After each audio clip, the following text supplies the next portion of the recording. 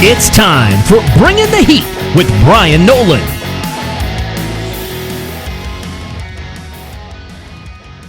What is going on, ladies and gentlemen? It is another edition of Bringing the Heat with Bryan Nolen. Yours truly here on the program.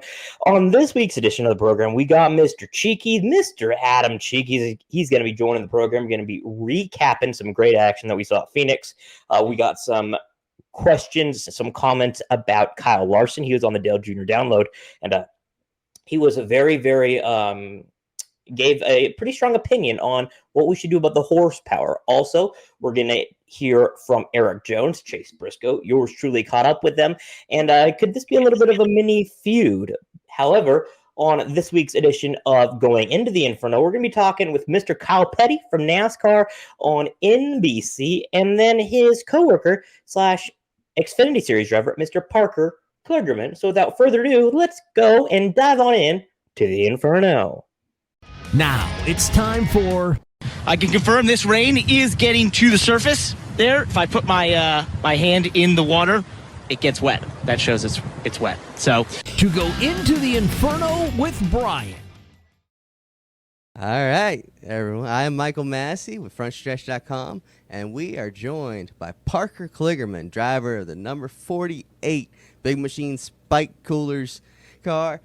I know, right? How you doing? Good, buddy. Yeah, we're here at Vegas and practicing about an hour and a half, but feeling good. It's a little windy out there, but it's not raining, so that's wonderful. We'll take that. Yeah, it's really windy. It's gonna be interesting to turn 3, but yeah, we're hanging out at the corner of our hauler. You get to see our wonderful inside info board here. Yeah, whiteboard that Jackson, our truck driver, puts together each week. So you can see our goals and everything. It's all right here. It's all in the open. Anything on there we shouldn't be, be putting on camera? You know the goals. Top 10 qualifying is our goal every week. Stage 1 points, stage 2 points, pit crew maintain on pit road. We do those things. Normally that means we're going to have somewhere close to a top 5 day and be in the conversation to win. So that's our goals.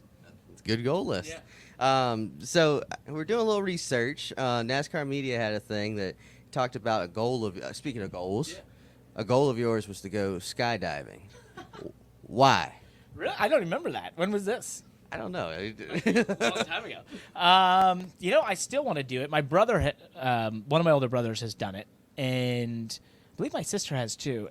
And to me, it just seems like what could be more interesting than falling through the sky, and then knowing you're going to be okay in the end, right? So there's the horrifying time of actually falling, and then embracing that, knowing you're going to be okay, landing safely. I think that's got to be an incredible thrill.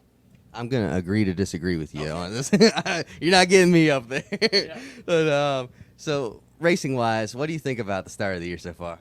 We've been really fast. Obviously, 2 super speedways where our ECR motors and just having a Big Machine Racing can bring a lot of speed, and we've done that in the past. And, Daytona was frustrating because we were so fast in Stage 1, and the 3 fastest cars ran the line, basically, right? And then when the racing really happened, we had gotten wrecked in Stage 2.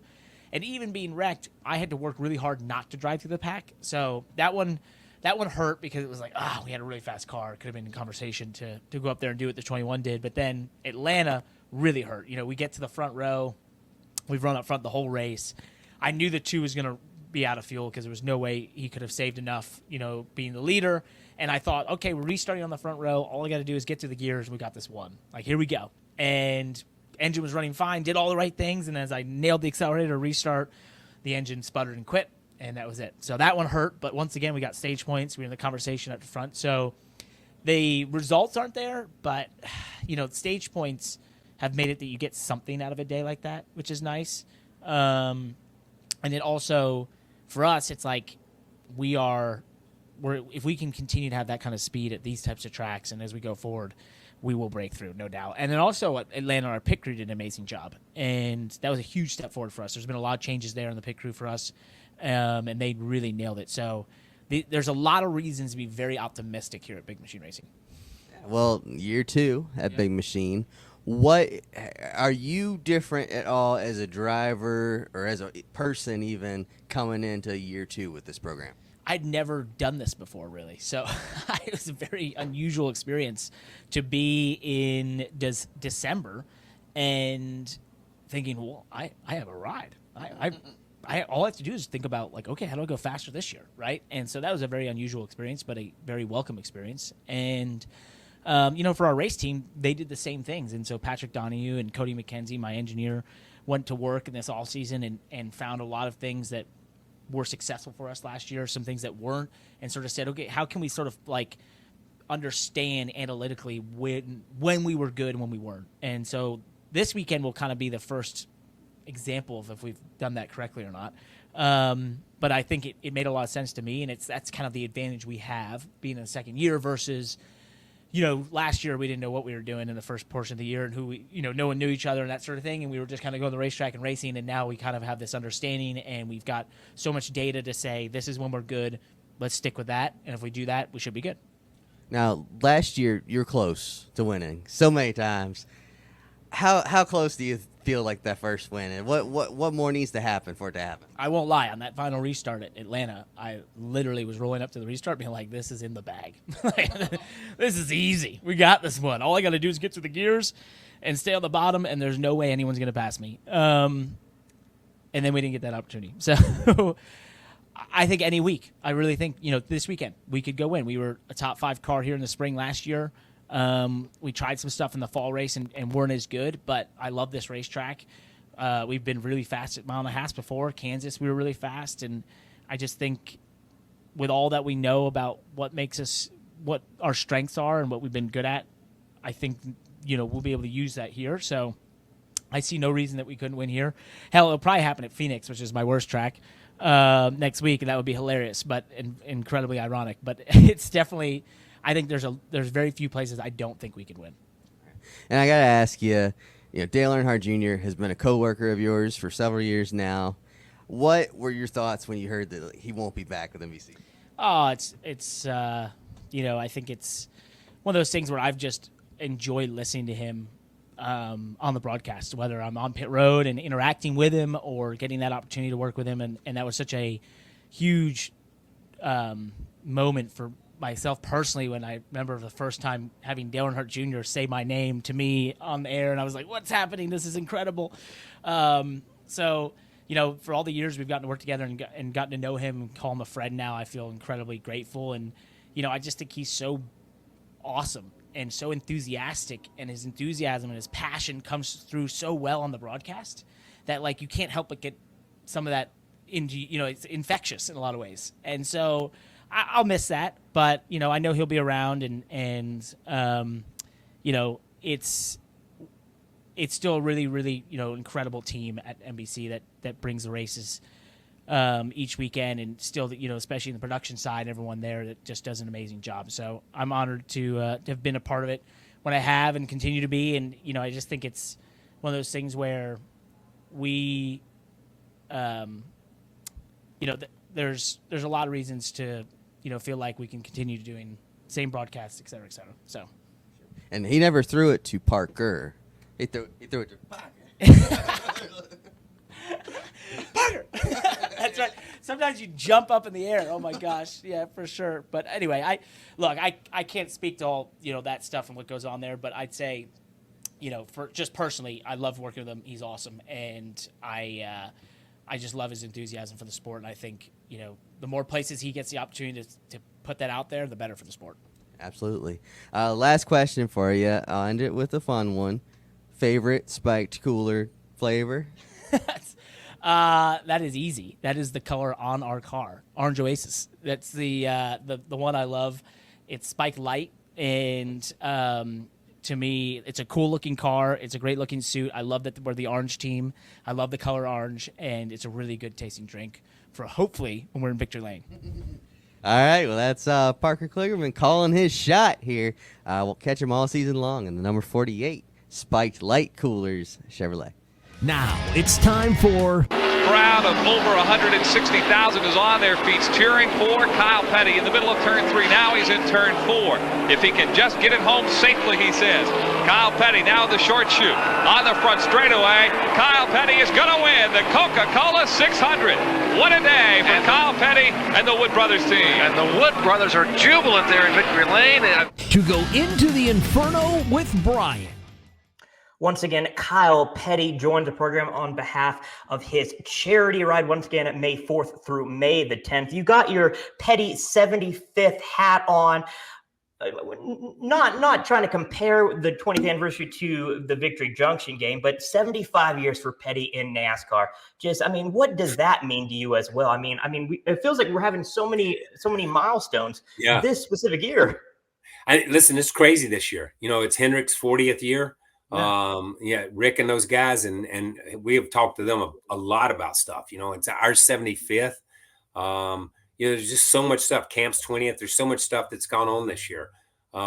We would be closer to our 30th for the charity ride if we hadn't had COVID.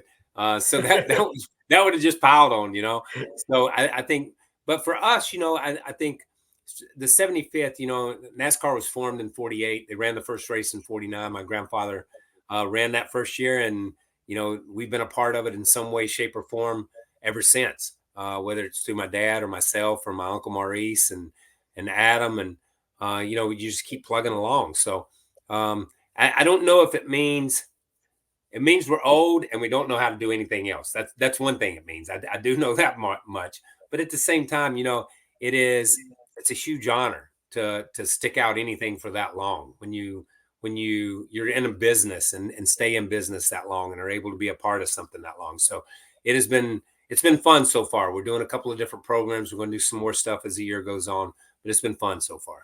They've been doing that tribute to you and your dad with the big old cowboy hat. I think it was it Atlanta? Just what is that like when you're I think it was the Midway, and you just see it and you're like, oh, that is huge.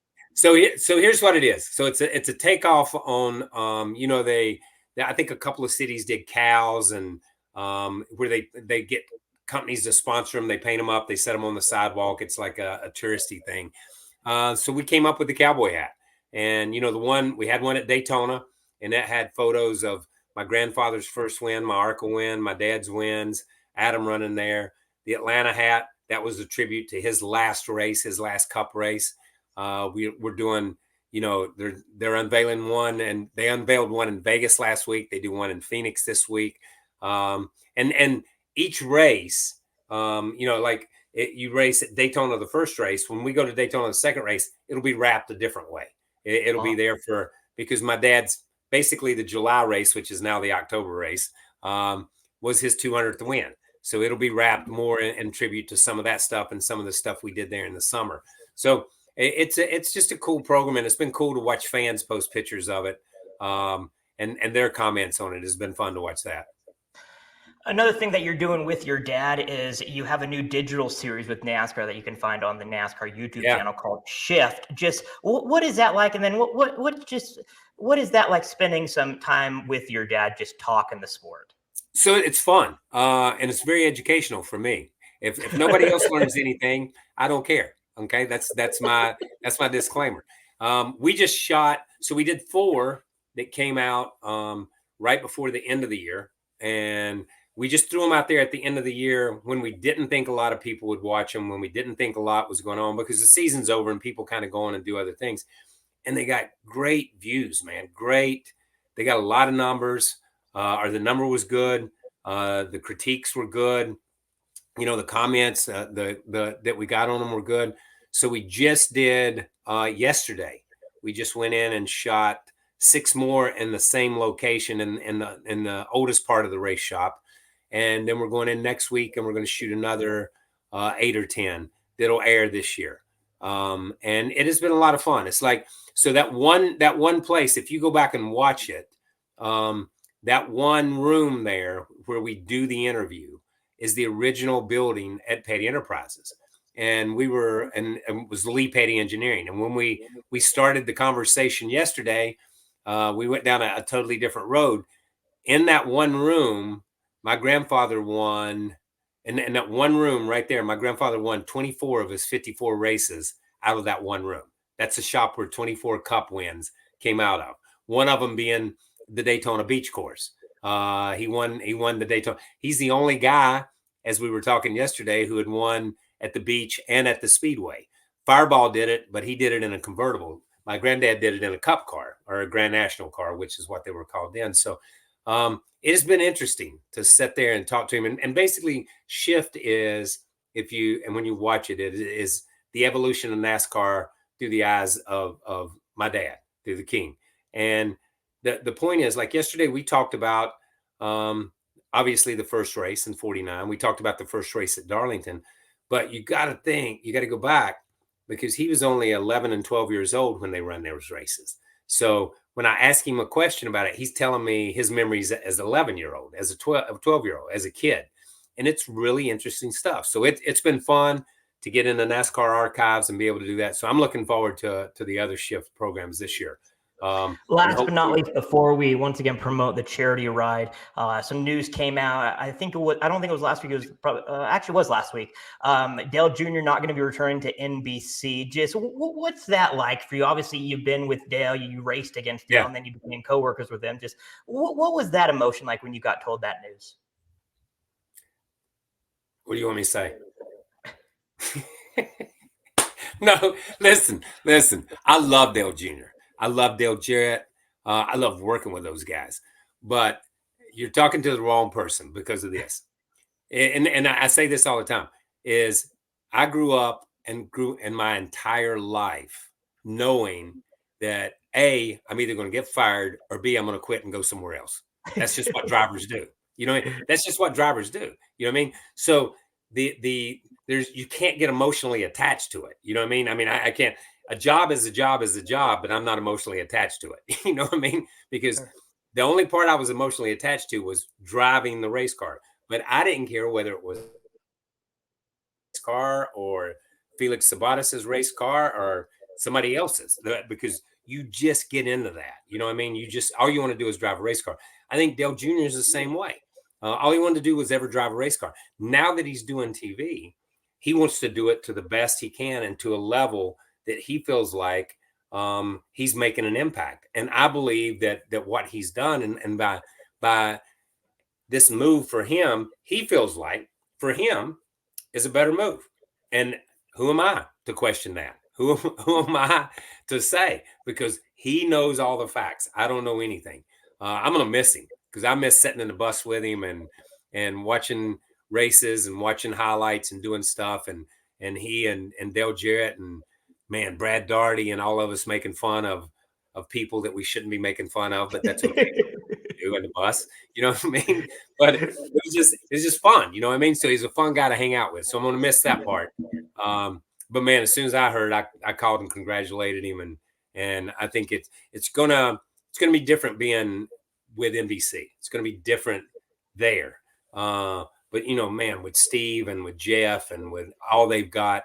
NBC does a great job, and I think Junior's a big chunk, and you'll miss that, but they'll carry on. Once again, the Kyle Petty 28th anniversary charity ride starts May the 4th through the 10th. KP, where can listeners, where can people, fans of yours, follow along if they cannot make it out to one of these cities? So it's KylePettyCharityRide.com. It's Kyle Petty Charity Ride Twitter, Instagram, Facebook. Follow me at Kyle Petty on Twitter, but follow me at your own peril. Follow me there. You know what I mean? But it's all the listen. I say this all the time.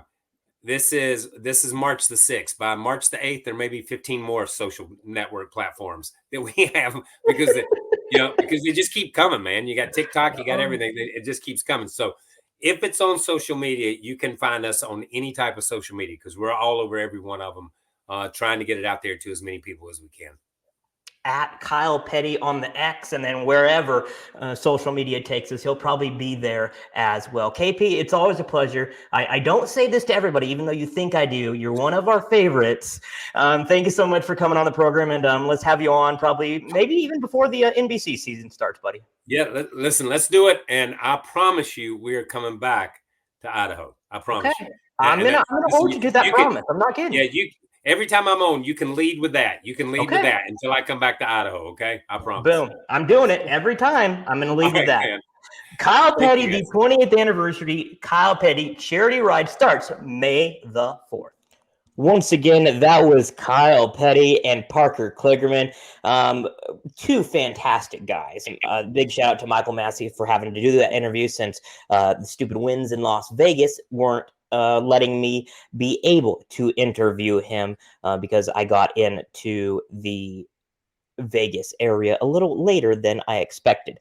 Let's go on into what is still hot and dive on into the latest news and notes. What's still hot? It's time to upgrade you on the latest news in NASCAR. What is still hot here on this edition of Bringing the Heat? Gonna bring in my man, Mr. Adam Cheek, host of Stock Car Scoop. Cheekies, what is going on, my friend? First time of the year you've been popping into the program. How are you doing, my friend? And welcome on in. Brian, what's up? Thanks for having me. I'm doing good. Got a lot of basketball ahead of us. We got Richmond race weekend in a couple weeks. I am very excited. It's a great time to be a sports fan. I absolutely love it. Cheekies, let's dive on into a couple interesting comments that Kyle Larson said. He was on the Dale Jr. download, and he said that when he was asked about NASCAR using attracting new manufacturers as a reason to not increase the horsepower, he said, and I quote, "I feel like they're always used the excuse of, or at least I've heard the excuse of, well, we're trying to keep the horsepower to where other manufacturers might want to come in. Well, as long as I've been in the sport, which is longer than 10 years, it's been the same three manufacturers." He went on to say, yeah, we can literally call up Hendrick, our engine suppliers, and increase 1,000 horsepower, and it can be ready for next week. All we have to do is make the call. Now, this comes after Denny Hamlin says that they could literally call Yates engines and they could increase it to 750 horsepower and it would not cost anything. And when I think it was Dustin Long of NBC Sports asked him why that hasn't done that, Denny told Dustin to call Jim France and ask. So, Mr. Adam Cheek, it feels like the drivers are being outspoken, but they're not taking the driver's advice. So what's going to have to change in order for this to happen? I think if anything has changed, it's got to be a force of majority, right? Like you got to have a lot of the drivers being outspoken. And I would say you tack on the additional pressure of fans hearing this and being very vocal about wanting it themselves, throw the teams in there. You're probably, for anything to change on a large scale, you're going to have a very loud majority advocating for this. Now, I would be down for it. I think that'd be awesome. But I don't want to say in a democracy because NASCAR is a sport, but in any kind of organization like that, you got to have a lot of people wanting it for them to be like, okay, let's make the change and not make other people mad or throw half the sport out from your support essentially. Yeah, I do think the more and more it gets louder and louder, the more that we are going to have to actually have a real conversation on should they change, should they not. And honestly, I think it's getting louder and louder and louder. So we're just going to have to wait and see what happens. Cheek, one last thing before we head on over to our video segment of the week. According to Adam Stern of the Sports Business Journal, the NBC booth of Rick Allen, Steve Letarte, Jeff Burton, and Dale Jr. is going to get a remodel starting this year. We already heard Dale Jr. is going to be out, and apparently, according to Adam Stern, NBC Sports is planning a switch to its NASCAR booth for part of the 2024 season. Lee Diffie is going to be taking over the lead announcing role for the Cup races in the weeks after the Olympic break, per sources. Now, for me, Cheek, I feel like this is a combination of two things. I feel like IndyCar is going to head over to Fox Sports, which means Lee Diffie could be potentially going and staying as the Cup announcer for NBC. I also think this means Rick Allen is maybe going somewhere as well. Well, were you caught off guard by this news? I was caught off guard, but I'm not going to say it was in a bad way because I love Lee Diffie. I think, him calling races, like him specifically as a certain, I guess, like je ne sais quoi to race broadcasts, which I think is awesome. I love hearing him call races, so I am all for it. But yeah, you think about that shakeup with Junior going and Rick maybe going. Everything's going to look and sound different, but I think this is a very good thing. I'm a big fan of Lee Diffie, so I'm all positives here. I'm not going to look for any negatives. Yeah. I love Lee. I've talked to Lee. I've interviewed Lee a couple of times. Fantastic guy, even a better person than he is a broadcaster. He's a damn good broadcaster as well. So I do feel like there's going to be a lot of changes. And from what I've heard, there could be a lot of changes in the pit road booth as well as the analyst booth. Obviously, Kyle Petty was on our show, and he said that he's going to be missing talking with Dale in the bus. He's also going to be talking. He's also going to be missing talking in the bus with Del Jarrett. Could we be not seeing Del Jarrett in the analyst role? And then again, Dave Burns, he wasn't in St. Pete for the IndyCar. Could we be seeing him also leave? I mean, there's just so many questions waiting to be seen. I think it's going to be Alan Bestwick back in the booth. I'm a huge fan of. Yes, Alan Bestwick is the original OG. I love him. I talked to him once. I talked to him once. He called a New Mexico at Boise State football game, and I interviewed him, and he was the nicest human being on the face of the planet. And this was when I was like 19 years old. Such a nice guy, and he's always been like that. He is as nice as he is on air as he is off the air. And I know that Tom Bowles worked with him at SRX races, and he said the exact same thing. Cheek, let's dive on into our video segment and talk some latest potential feud. Well, Tony, what angered you at the end of the race? What did you take issue with? What the hell do you think I was mad about? Dumb little runs us clear down to the infield. He wants to about everybody else, and he's the one that drives like a little. I'm gonna bust his ass. Thanks, Tony. Thank you. And short track races. It's time for the sound bites of the week. And then from your perspective with the incident when you guys went 4 wide, just what did you see from your point of view?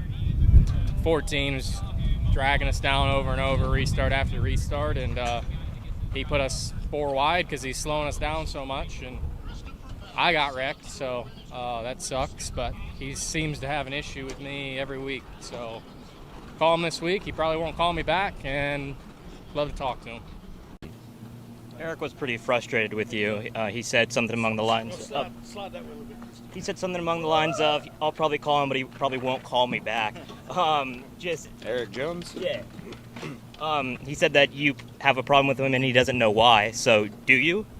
I don't know what I did. I know we were 4 wide at one point. I got super tight and got into him, I think, but I don't know if that's the part he's mad about or what. Yeah, if he calls me, I'll gladly answer. I've never really talked to Erik before. I don't have a problem with him at all, but yeah, I feel like we definitely are always kind of racing around each other, and yeah, I mean, I'm racing hard. I'm trying to do what's best for my guys. Last year, I kind of let people go, and this year, I'm not doing that. The guys that run up front are the guys that are the most aggressive, and I'm going back to those ways. So, yeah, I don't know what part he's mad about. I know that we were 4 wide at one point over there, and I got really tight, and then he got wrecked the next lap by the guy right behind me. So, yeah, I'll have to go back and watch it.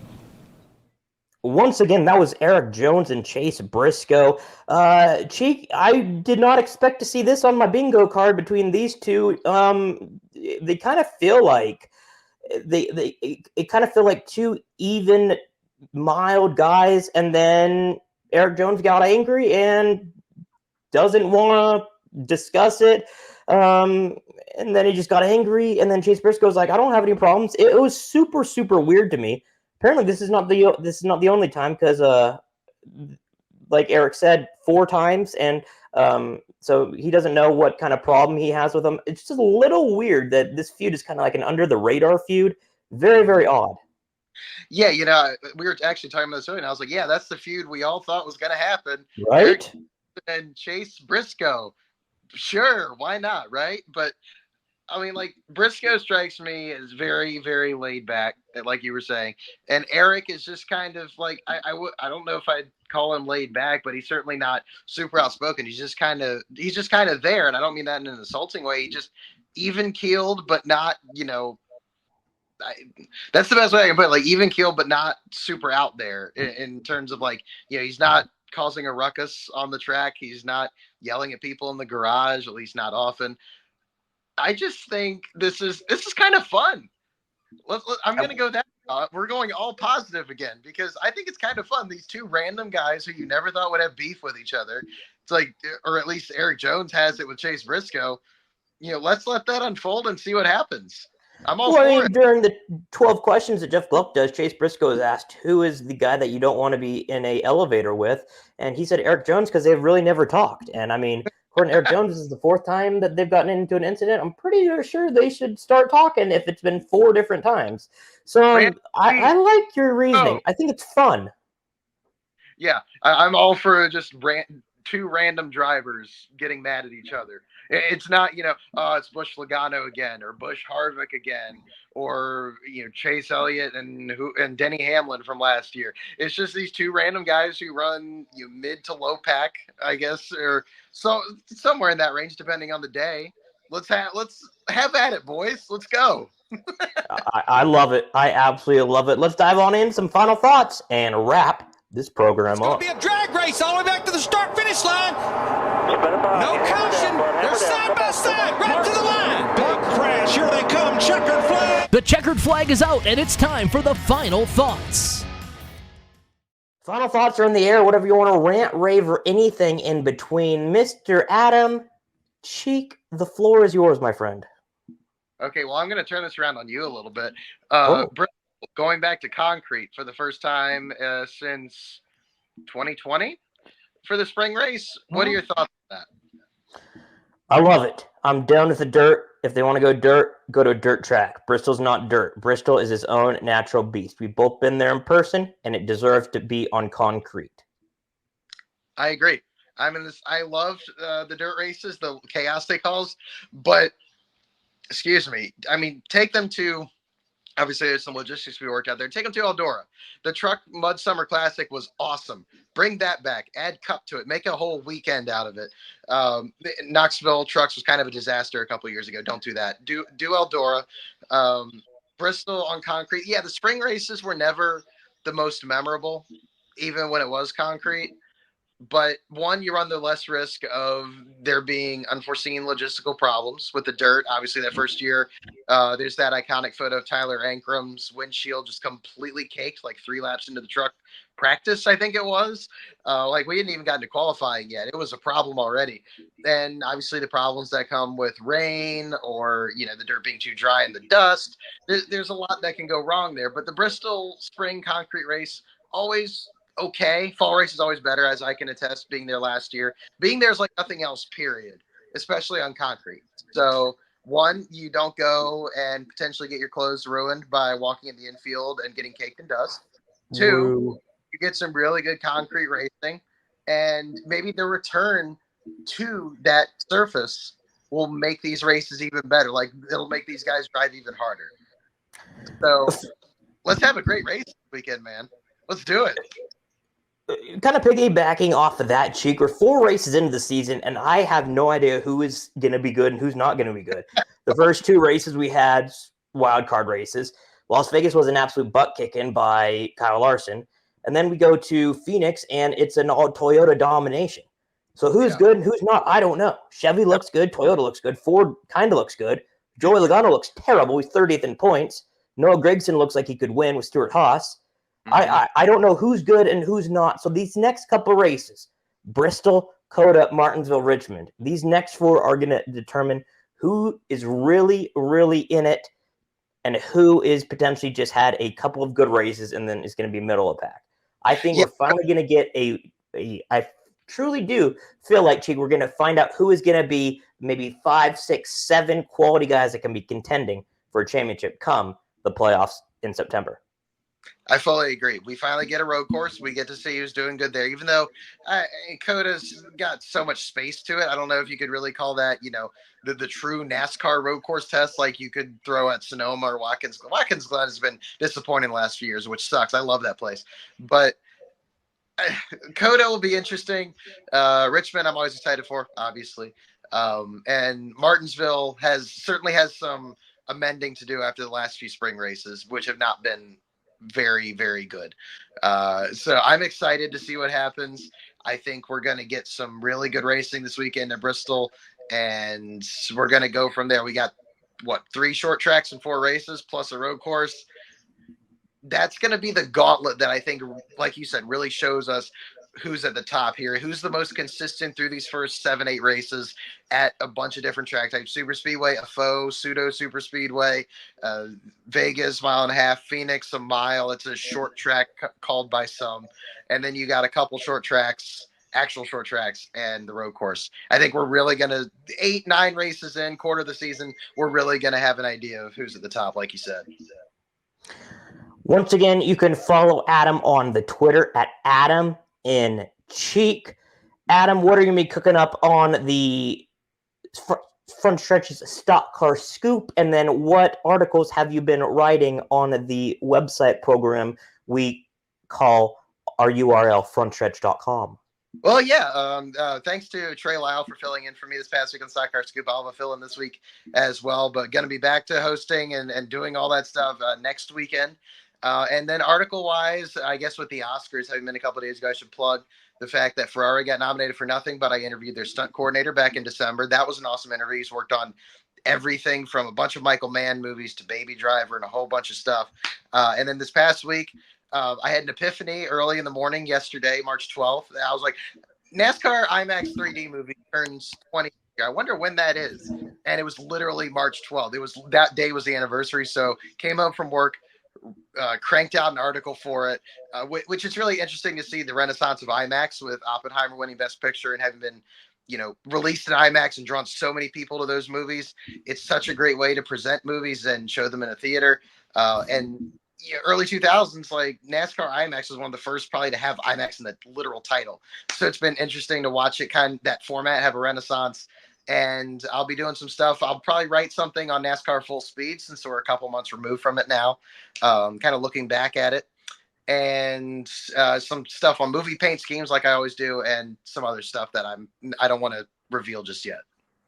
Once again, at Adam in Cheek. You can follow me on at the Bryan Nolen. Coming up next on the Front Stretch Podcast Networks, we got Through the Gears. My guy Tino is going to keep you all the betting odds and ins, outs, and who you need to pick, who you don't need to pick, who are sleepers, who are favorites, all that coming up on this week's edition of Through the Gears. And like Adam said, you got a sub this week, but make sure you stay tuned for the latest episode of Stock Car Scoop coming out on Sunday. Through the Gears coming out on Friday. Adam, thank you so much for coming on the program, buddy. Talk with you in a month or two. Yeah, man. Thanks so much. Always great to be on. Looking forward to some really good short track racing next few weeks. For Adam Cheek, big thanks to producer Trey Lau for always doing a great job with this program. I am Brian Timothy Dale Nolen. Talk with you guys next week. Recap Bristol. Hey everyone, Dalton Hopkins here with frontstretch.com. Don't forget to hit that subscribe button and check out one of the 2 videos next to me to see more of our racing content.